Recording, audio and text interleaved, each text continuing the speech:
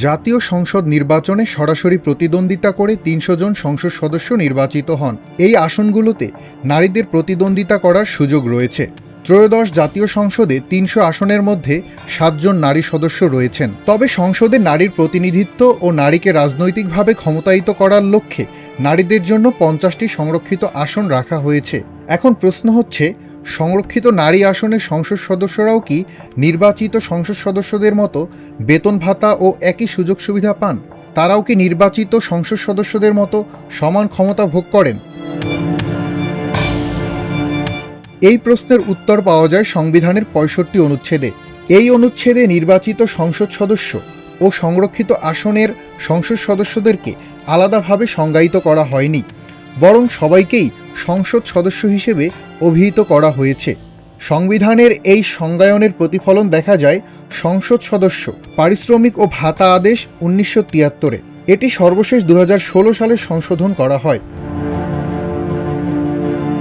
এই আদেশে একজন সংসদ সদস্য নিয়মিত ৫৫,০০০ টাকা মাসিক বেতন ছাড়াও বসবাসের জন্য একটি ফ্ল্যাট, পরিবহন, অফিস, চিকিৎসা, ভ্রমণ, বিনা শুল্কে গাড়ি আমদানি, বিমাসহ বিভিন্ন ধরনের ভাতা ও সুবিধা পেয়ে থাকেন।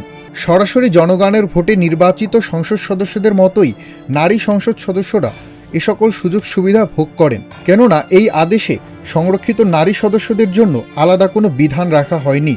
নির্বাচিত সংসদ সদস্যদের মতো সংরক্ষিত নারী আসনের সংসদ সদস্যরাও আইন প্রণেতা, তাই তারা আইন প্রণয়ন, আইন সংশোধনের ক্ষেত্রে সমান ভূমিকা রাখতে পারেন।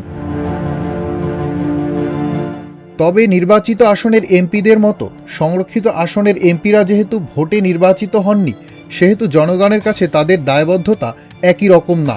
একইভাবে স্থানীয় রাজনীতিতেও তারা নির্বাচিত সংসদ সদস্যদের মতো শক্তিশালী অবস্থানে থাকেন না। জাতীয় সংসদ নির্বাচনে জয়ী দলগুলোকে ৬ আসনের বিপরীতে একটি করে সংরক্ষিত নারী আসন দেওয়া হয়। সে অনুযায়ী ত্রয়োদশ জাতীয় সংসদের ৫০টি সংরক্ষিত নারী আসনের মধ্যে বিএনপির ৩৬ আসন, জামায়াত নেতৃত্বাধীন ১১ দলীয় নির্বাচনী জোট ১৩ এবং স্বতন্ত্র প্রার্থীরা একটি আসন পাবেন। ইতোমধ্যে আসনগুলোতে প্রার্থীদের মনোনয়ন দেওয়া হয়েছে।